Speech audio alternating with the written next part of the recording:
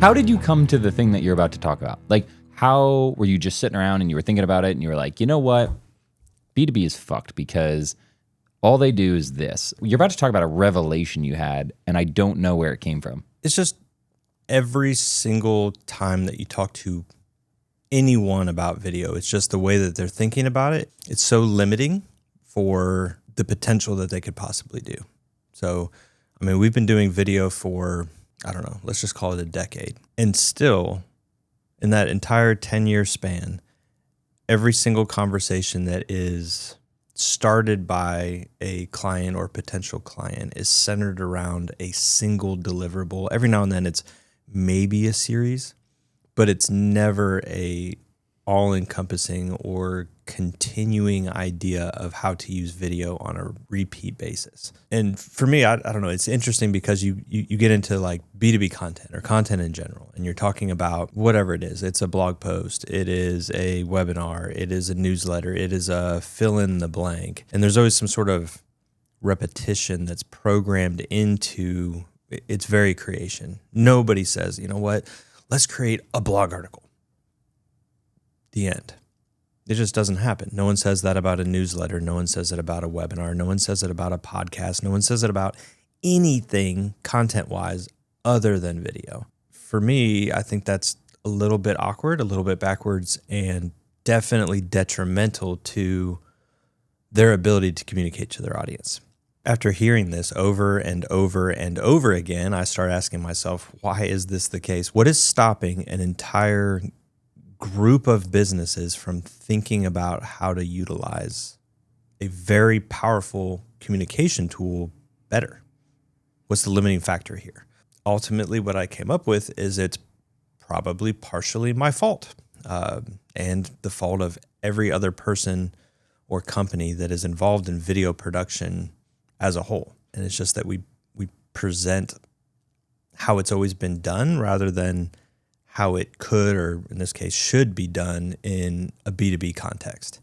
Video from the dawn of time has really been a one-off project-based thing. Yes, you could argue a television show is episodic in nature, but the way the production happens is not episodically. The production is happening one at a time. When you get into the commercial realm of things, which is most closely probably associated to what happens in B2B, you're talking about commercial production, you're talking about corporate production. All of these things are based off of a one-off basis. You have a single need. You have a event happening. You have an announcement. You have a new product. You have a trade show. You have something that's fueling this need for a video. And then you take it to a production company. The production company's job is to produce that single video. That works perfectly fine if you're in a commercial setting, and let's say you're going to get that one video and you need your entire audience to see that. Well, if I am in a B2C context and I produce that commercial, let's say it's a 30-second ad. Now I have my piece of content and I need to get everyone in my audience to see that.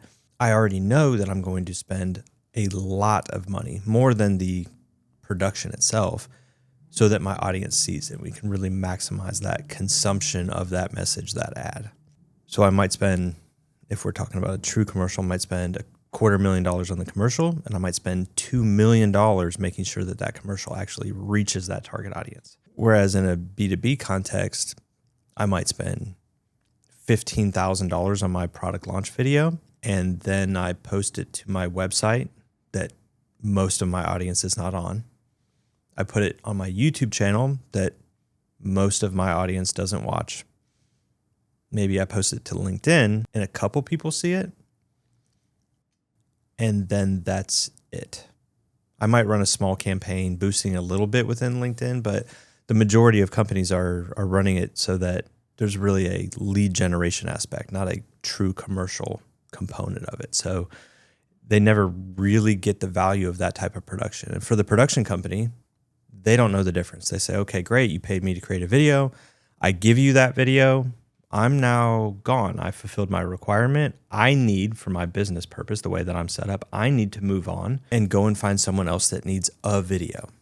because historically you have not needed perpetual video. You've needed a video. So I need to find more people that need a video for my business model to work. And if I come back to you and say, hey, we did this video, it was 15 grand, whatever it was, do you want to do another one? Well, your answer is going to be, well, not right now. Maybe if we launch another product, we'll do another one.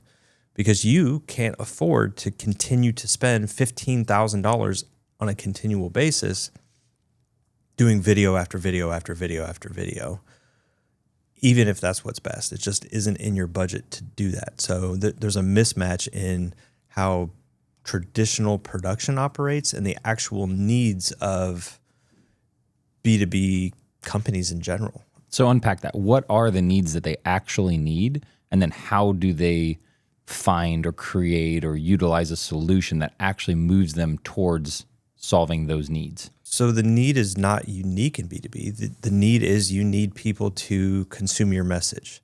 Now, historically, the past 10 years, the message has been very sales focused. It's been very lead generation focused, very buy now, buy now, buy now.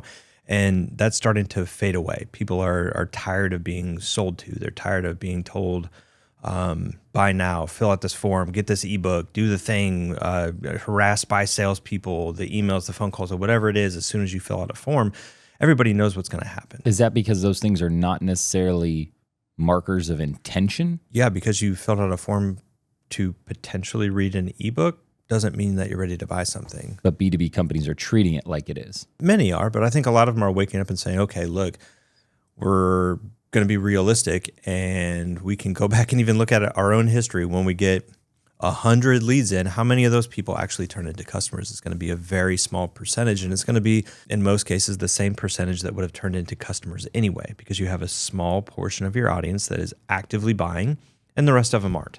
So you had 100 leads, you pissed off 95 people by harassing them, emailing them, calling them, doing whatever it is. And 5 of them said, you know what, I'm actually interested in what you're talking about. Let's have a conversation.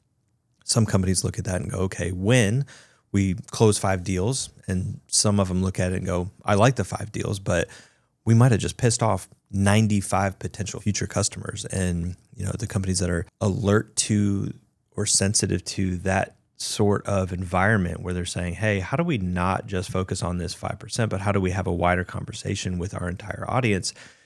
They have a different need for content, and it's not lead generation based. It's how do we communicate our value to our full audience on a perpetual basis, not to make someone buy right now, but to allow someone to understand who we are, what we do, the value we offer, who we work with, all of the different components that would allow them to think of us first when they have a need.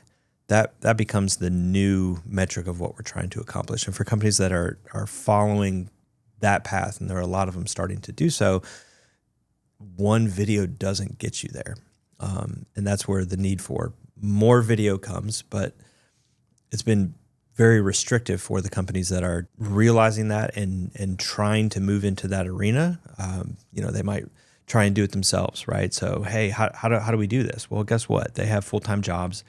They're not necessarily video professionals. They don't have the equipment, nor do they know how to operate it. Assuming they figure that out, there is a huge hurdle they have to get over in the editing aspect of things and actually turning it into something that matters, or in this case, a series of things that matter. So a lot of people try and look to outsource it in some way, and they run into the same problem.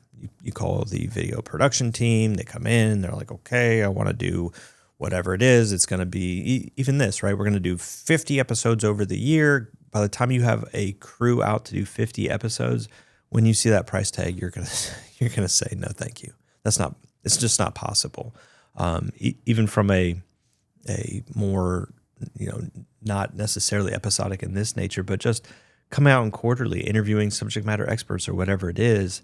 If that's all you're doing, there's a disconnect between what that production company is going to think is going to happen, which is delivering a video to you, and what your expectation or what your true need is, which is we need 50 videos, 100 videos or more out of that particular event. And again, that production company is not set up to operate in that type of arena, and their price tag back to the business is going to prove that. They're perfectly suited for a commercial, an announcement, a single video need. Not that single-use videos are bad.